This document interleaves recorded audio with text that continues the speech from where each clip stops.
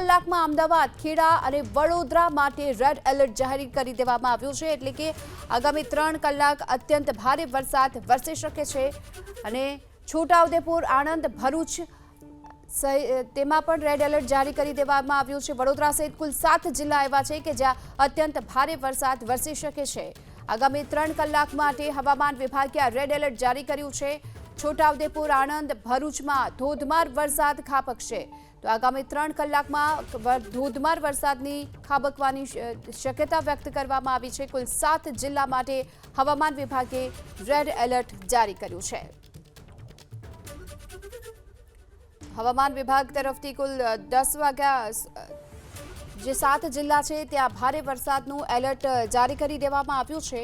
આગામી 3 કલાક આ તમામ જિલ્લાઓ માટે ભારે રહેશે કે જ્યાં અત્યંત ભારે વરસાદ વરસશે। તો તેની સાથોસાથ સુરેન્દ્રનગર અને રાજકોટમાં વરસાદનું ઓરેન્જ એલર્ટ જારી કરવામાં આવ્યું છે।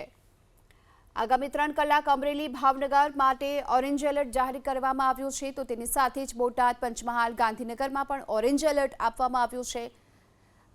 નર્મદા, સુરત, તાપીમાં પણ ભારે વરસાદ વરસી શકે છે જ્યાં ઓરેન્જ એલર્ટ અપાયું છે। આગામી 3 કલાક માટે ડાંગ, નવસારી અને વલસાડમાં પણ ઓરેન્જ એલર્ટ જારી કરી દેવામાં આવ્યું છે। સાથે જ સંઘ પ્રદેશ, દમણ, દાદરાનગર હવેલી માટે પણ ઓરેન્જ એલર્ટ જારી કરાયું છે કે જ્યાં ભારે વરસાદ વરસશે।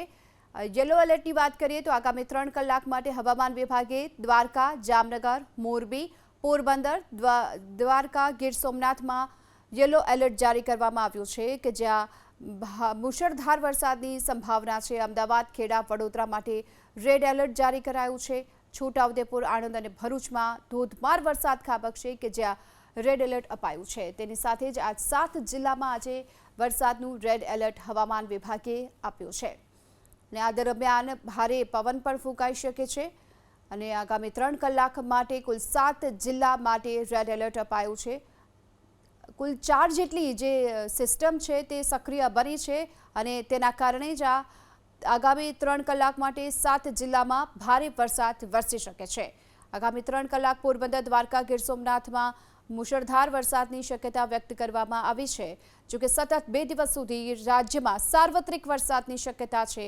કુલ 4 જેટલી જે સિસ્ટમ વરસાદી આ સિસ્ટમ સક્રિય બનવાને કારણે અત્યારે સાર્વત્રિક વરસાદની જે હવામાન વિભાગ તરફથી આગાહી કરવામાં આવી છે અને એવામાં કુલ 7 જિલ્લા કે જે આગામી 3 કલાકમાં મુશળધાર વરસાદ, અત્યંત ભારે વરસાદ વરસશે અને દીવ માટે યલો એલર્ટ પણ જારી કરવામાં આવ્યું છે। સુરત, નવસારી અને વલસાડ માટે થોડા રાહતના સમાચાર ચોક્કસથી અહીં મળી રહ્યા છે। સુરત, નવસારી, વલસાડ જેને 3 કલાક માટે રેડ એલર્ટમાંથી દૂર કરવામાં આવ્યા છે।